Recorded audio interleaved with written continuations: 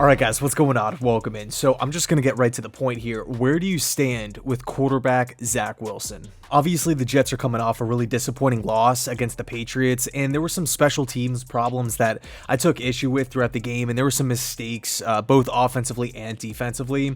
But I'm not going to sit here and sugarcoat it. Zach Wilson needed to play better. I mean, on the day overall, he was 20 of 41, 355 passing yards, 2 touchdowns, 3 interceptions. And if we take away the last drive, which was essentially garbage time, that's 88 yards and a touchdown.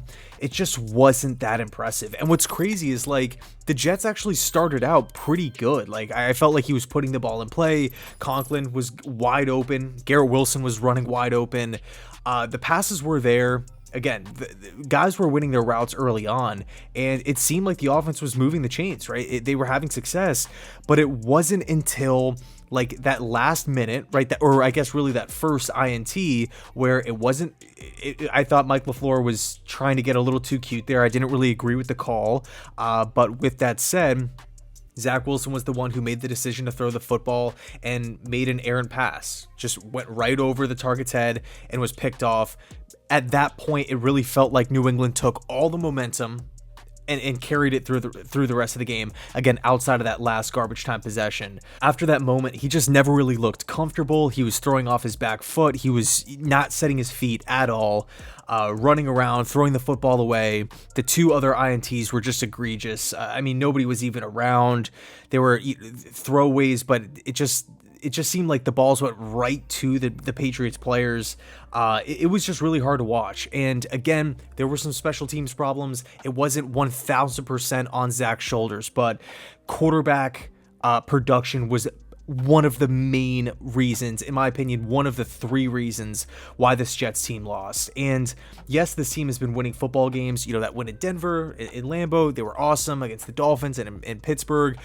The Jets, this is a 5-3 football team, but Zach Wilson has been given somewhat of a pass through these wins because they're winning, and the defense is playing well and they're relying on the running game and he's not turning the football over, which is a really, really big positive. And specifically playing well in the fourth quarter, just again, not turning it over, completing passes, sustaining drives, which is great, but now with the injuries, with Breece Hall going down and AVT and Corey Davis didn't play, and all of the injuries at the tackle position with Fant and Max Mitchell and even Mekhi Becton for that matter, now was like, this was the week that, like, this Patriots game was the week that I was expecting Zach Wilson to say, you know what, this is my team. I'm going to show everybody why I was the 2nd overall pick. I know we're down a couple guys, but I got to put the team on my back. I wasn't really expecting 400 passing yards and, 4 TDs or anything like that.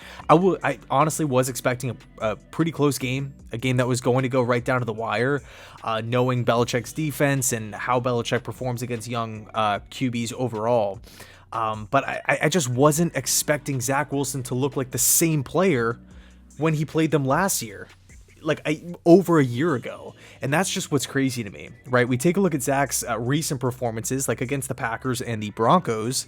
To me, it just hasn't really passed the eye test or the numbers test. Against Green Bay, he was 10 of 18, which is a completion percentage of 55.6%. 110 passing yards, no touchdowns, no INTs. Against Denver, 16 of 26, 121 passing yards, no touchdowns, no INTs. And then again, 3 INTs on Sunday against the Patriots. And Zach Rosenblatt from The Athletic pointed out a really interesting stat that Zach Wilson was 4 of 14 for 87 yards with a touchdown, but 2 INTs when pressured. And the one thing that we do know about Zach so far this season, he's one of the worst quarterbacks in football when pressured. And I know, it's a pretty easy assumption to say, yeah, quarterbacks' production will go down when they are pressured. But it just doesn't sit well with me that Zach Wilson, for a young quarterback with all the talent, the quick release, the mobility, the arm strength, how he presents himself in press conferences and interviews, like, he says all the right stuff. For a guy to see a guy like that and to understand that this Jets team has the weapons, Conklin and Garrett Wilson, I mean, we could go down the list, that defense too that he could rely on to constantly get stops. It's just frustrating that we haven't really seen a ton of progress. I know he's outside of the Pats game, He's not turning the football over, and that's really, really important. That's great. But I think it's fair. I honestly think it's fair. I know Chris Sims went on, his rant about Jets fans and everything like that, but I think it's fair for Jets fans to want a little bit more from the second overall pick with a great defense, second year in the system. Sam Darnold did not have this luxury. Sam Darnold did not have this talent around him. He went from Todd Bowles to Adam Gase, Geno Smith. He didn't have this talent. We can go Josh McCown didn't have this talent. Bryce Petty didn't have this talent. This is the best Jets team that I've seen in, I want to say, since 2015. Like, they have the talent, they have the young pieces. I'm expecting a little bit more from the quarterback position. I don't think I'm crazy or insane to be sitting here saying that at this point. So I think at this point, when we're talking about Zach Wilson himself, the Jets offensive coaching staff, they have to figure out what is happening. Why is Wilson still making rookie mistakes at this point in his career? I understand he's not a 10-year veteran. He's not Aaron Rodgers or anything like that. He's only in his second year, but still, there are multiple throws throughout the game where it looks like he's playing in his first NFL, like it's his first NFL appearance. And it just doesn't sit well with me. And quite frankly, I don't think it should fly. And, I know it's a lot easier said than done. Just, hit your open guys. But, if it was that easy, I feel like it would have been done by now. It would have been solved. So, again, when it comes to the Jets coaching staff, they just have to figure out a way to make Zach Wilson feel more comfortable, whether that's, something to do with protection, whether that's scheming players open. Another thing, Elijah Moore, like, what's going on with that situation? If the Jets don't plan to trade him, they want to make him happy. What was the point of not playing him yesterday? I felt like against that Bill Belichick defense where they run a ton of man, Elijah Moore, understanding that Corey Davis was out, by the way, would have been perfect. He would have been the perfect kryptonite for that Belichick defense because of his separation abilities, because of his route running. And he was hardly on the field.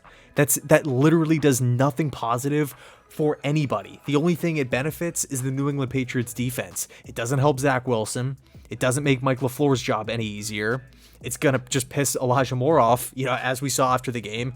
He doesn't get the ball. He doesn't know how his chemistry is with Zach Wilson because he doesn't get the ball. So, were they trying to prove a point to Elijah?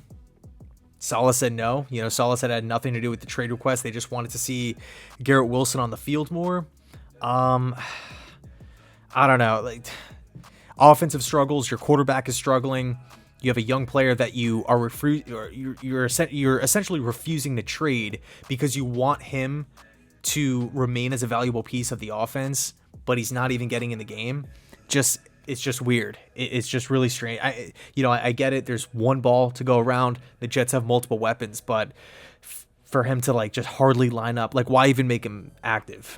It just doesn't make any sense to me. So, where do you stand on Wilson? I think right now these mistakes have got to be ironed out. There needs to be a sense of urgency here. This defense is a playoff defense. I don't think that's that's not an over-exaggeration. This team has shown the ability to win games in 8 weeks. We have won more games than all of last season.